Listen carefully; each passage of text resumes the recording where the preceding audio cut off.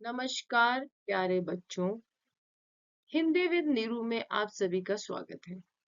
आज हम पढ़ेंगे कक्षा 5 8 दानी पेड़। तो चलिए पाठ शुरू करते हैं। पेड़ हमें क्या क्या देते हैं? फल, फूल, लकड़ी, छाया, निवास, शुद्ध वायु और न जाने क्या क्या। अपना सब कुछ देकर भी पेड़ खुश रहते हैं। पेड़ वास्तव में परोपकारी है और हम पेड़ों को काटते जा रहे हैं। क्या हम भी पेड़ों की तरह परोपकारी नहीं बन सकते? आओ परोपकार की शिक्षा देने वाली इस कहानी को पढ़ें। एक पेड़ था। वह बहुत छोटे लड़के को बहुत प्यार करता था। लड़का रोज पेड़ के पास आता। वह पेड़ के फूलों की माला बनाता, उसके तने पर चढ़ता, उसकी शाखाओं पर झूलता, उसके फल खाता। फिर वह पेड़ के साथ लुक्का छिपी खेलता। तब थक जाता, तब पेड़ों की छांव में सो जाता। लड़का भी पेड़ से बहुत प्यार करता था। पेड़ भी बहुत खुश था। समय व्यतीत होता गया, बीतता गया। लड़का बड़ा हो गया। वह अब पेड़ पर खेलने नहीं आता क्योंकि अब वह बड़ा हो गया था। अब उसकी जो आदतें थी वो बच्चों से बढ़कर अलग हो गई थी। अब वो बच्चों की तरह झूला झूलना, माला बनाना, लुक्का छिपी का खेल खेलना पसंद नहीं करता था। अब उसके नए शौक थे। ठीक है।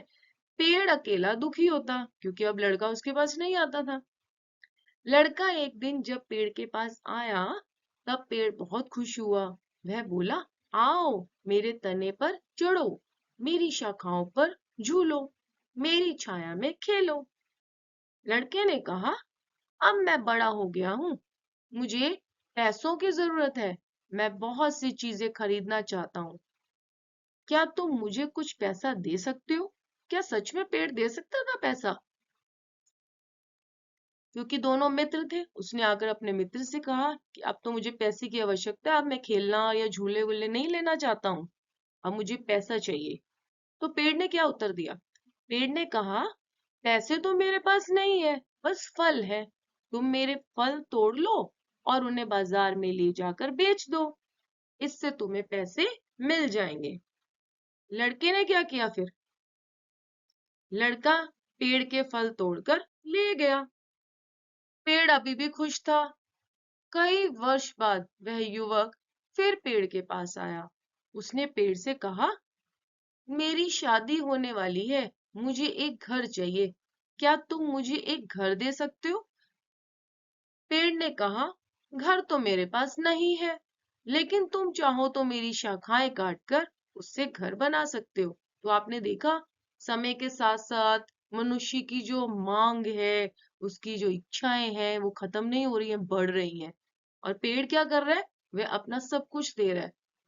उसने अपने फल भी दे दिए, उसने अब अपनी शाखाएं भी दे दी, है ना। अब आगे देखिए। युवक पेड़ की सब शाखाएं काट कर ले गया। पेड़ का बस तना बचा रह गया। पेड़ अभी भी खुश था क्योंकि वो तो अपनी दोस्ती निभा रहा था, उसे अच्छा लग रहा था अपने दोस्त को सब चीजें देना। बहुत साल बीत गए। लड़का अधेड़ उम्र का आदमी बन गया। अधेड़ उम्र मतलब पक्की हुई उम्र, यानी कि वो बुढ़ापे की तरफ आ चुका था, यानी कि बूढ़ा ही हो चुका था लगभग। एक दिन वह पेड़ के पास आया और बोला, मुझे मछली पकड़ने के लिए एक नाव चाहिए, क्या तुम मुझे एक नाव दे सकते हो? अब उसकी एक और इच्छा जो उसने पेड़ के सामने रखी। पेड़ ने कहा, नाव तो मेरे पास नहीं है, मेरा तना बचा है, उसे काटकर नाव बना लो। आदमी ने पेड़ का तना काटकर नाव बना ली। पेड़ अब भी खुश था। पेड़ का अब केवल टूट बचा था। टूट यानी कि एक बहुत मोटा सा तना, जिसके ऊपर ना शाखाएं निकल रही हो, बस बैठने लायक हो, जो दिखता है कि वास्तव में एक पेड़ खड़ा हुआ है। ठीक है, तो उसका टूट ही रह जाता है सिर्फ कि यहाँ कोई पेड़ हुआ करता था, उसकी एक छोटी सी निशानी कह सकते हो। इस तरह कई साल बीत गए। एक दिन वह बूढ़ा आदमी पेड़ के पास आया। पेड़ ने उसे तुरंत पहचान लिया क्योंकि वो उसका दोस्त था। ये वही छोटा लड़का था। पेड़ उसे देखकर बहुत खुश हुआ। खुशी के मारे उसने बोलते नहीं बन रहा था। बोलते नहीं बन रहा यानी कि वो इतना खुश था कि वो बोल ही नहीं पा रहा था। अंदर ही अंदर वो खुश होता जा रहा था। जब हम बहुत ज्यादा खुश होते हैं तो क्या करते हैं हम हंसने लग जाते हैं। हमारे मुंह से कोई शब्द ही नहीं निकलते। हम सिर्फ और सिर्फ देखकर खुश होते रहते हैं। उसी तरह से पेड़ जो था वो अपने उस दोस्त को देखकर खुश हो रहा था कि वो अभी फिर मेरे से मिलने आया इतने वर्षों के बाद। ठीक है। तो खुशी के मारे उससे बोलते ही नहीं बन रहा था।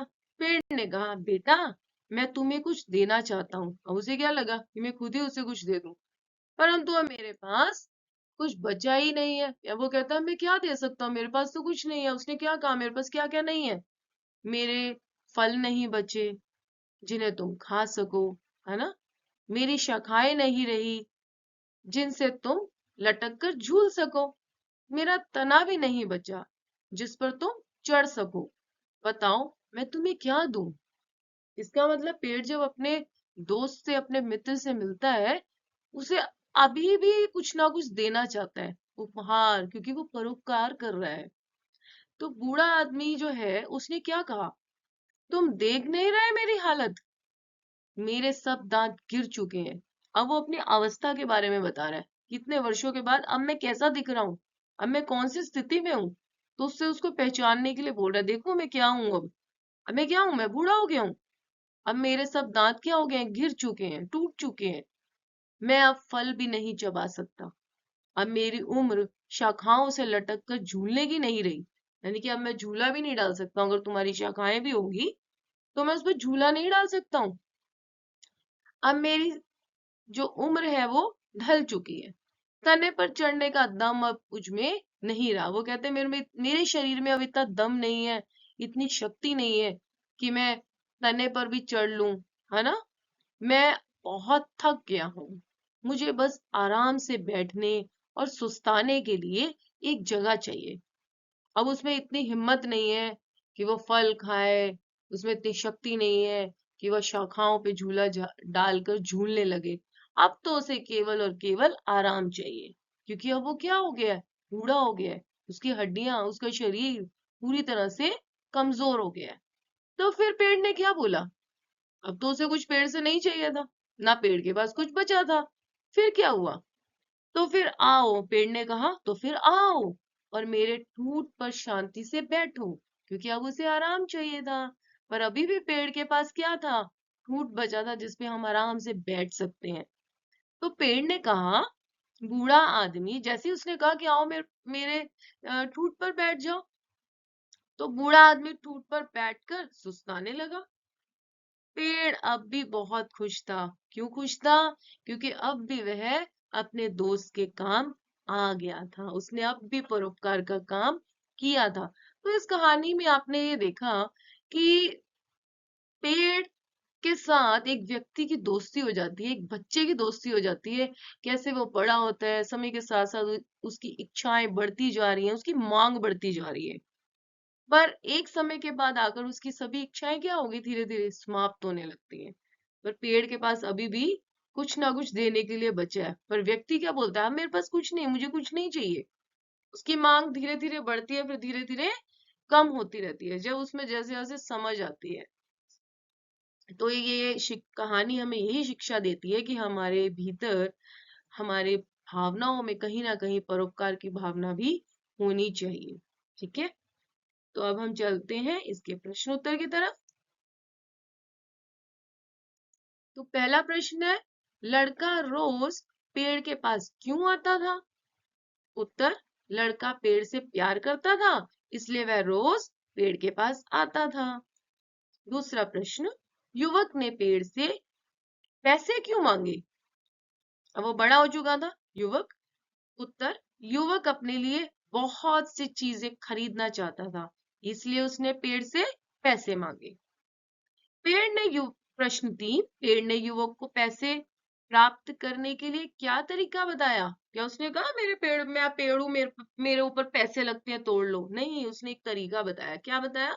उत्तर, पेड़ ने कहा, तुम मेरे फल तोड़कर बाजार में जाकर बेच दो, उससे तुम्हें पैसे मिल जाएंगे। प्रश्न 4, बूढ़ा आदमी पेड़ के पास क्यों आया?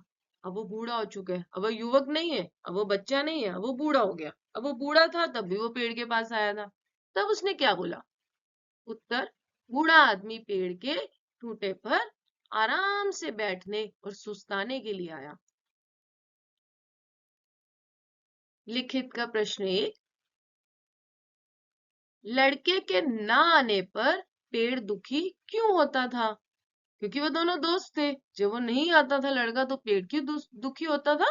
उत्तर, लड़के के ना आने पर पेड़ दुखी हो गया क्योंकि पेड़ अकेला हो गया था। प्रश्न 2, युवक ने पेड़ की शाखाओं का क्या किया? उत्तर, युवक ने पेड़ की शाखाओं को काटकर अपने लिए घर बनाया। प्रश्न 3, बूढ़ा आदमी पेड़ से क्या चाहिए था? बूढ़े आदमी को पेड़ से क्या चाहिए था? उत्तर, बूढ़े आदमी को आराम करने और सुस्ताने के लिए एक जगह चाहिए थी। प्रश्न 4, अंत में पेड़ के पास कुछ ना बचने पर भी वह खुश क्यों था?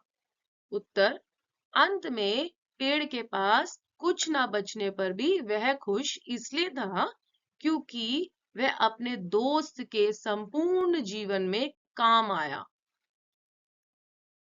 भाषा बोध। प्रश्न 1, विलोम शब्द लिखिए। खुश, इसका विलोम है उदास। खरीदना, बेचना, गिरना, उठाना, युवा, बूढ़ा, शांति, अशांति, प्यार, घृणा। प्रश्न 2, शब्दों के बहुवचन रूप लिखकर वाक्य पूरे कीजिए। देखिए इसमें जो शब्द हैं, जैसे लड़का पेड़ की शाखाओं पर झूला झूलता, शाखाओं से हम क्या बना सकते हैं? बहुवचन रूप लिखकर। बहुवचन रूप जो है उसका बदलना है हमें, तो बहुवचन से हम क्या बना सकते हैं? एक वचन। तो शाखाओं जो है वो बहुवचन हुआ, इसका एक वचन क्या हुआ? शाखा। तो दूसरा है, लड़का वर्षों बाद पेड़ के पास आया। अब वर्षों जो है शब्द है ये क्या है? बहुवचन, इसका हमने एक वचन बनाया वर्ष। तीसरा, लड़का बहुत सी वस्तुएं खरीदना चाहता था। वस्तुएं एक वचन, वस्तु। लड़का नाव पर बैठकर मछलियां पकड़ना चाहता था। मछलियां एक वचन, मछली। लड़का पेड़ के फूलों से मालाएं बनाता। जब वो बच्चा था जब वो मालाएं बनाता था ना, तो फूलों से क्या बनाया हमने? एक वचन फूल। मालाएं से क्या बनाया हमने? एक वचन माला। अगला प्रश्न देखिए।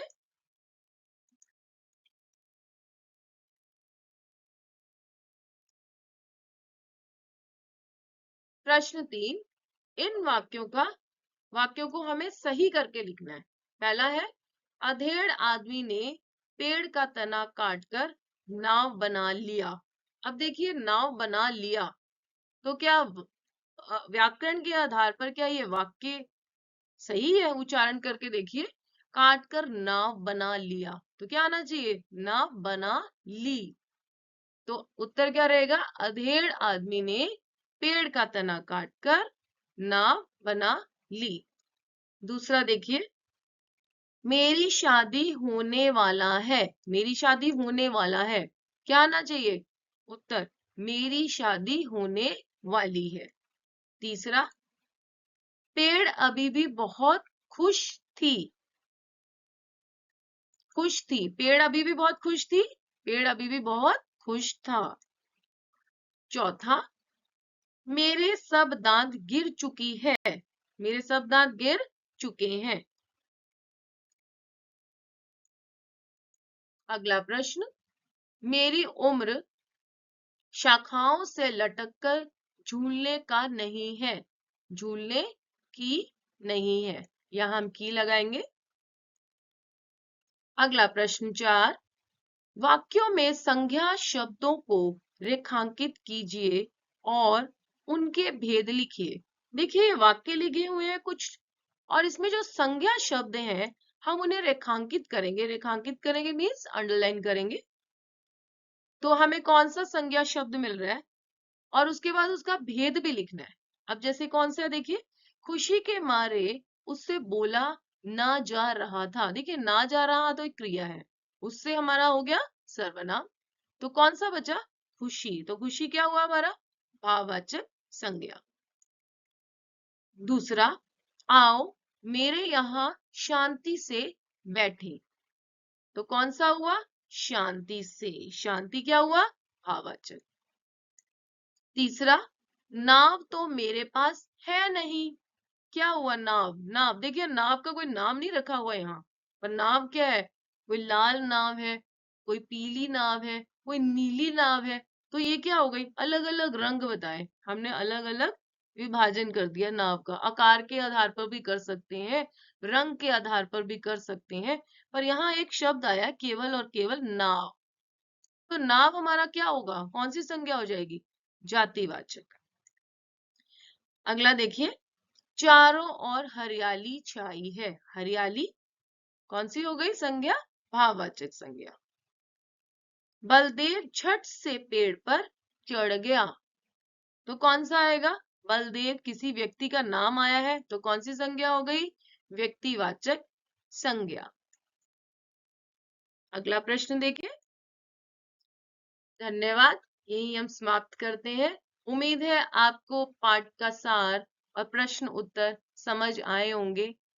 तो अगला वीडियो मैं अगले पार्ट का फिर से लेकर आऊंगी। तो आज के लिए इतना ही। मेरे वीडियो को लाइक, शेयर और सब्सक्राइब करें। प्यारे बच्चों, अपना बहुत बहुत ध्यान रखें और अच्छे से हिंदी पढ़ें। धन्यवाद।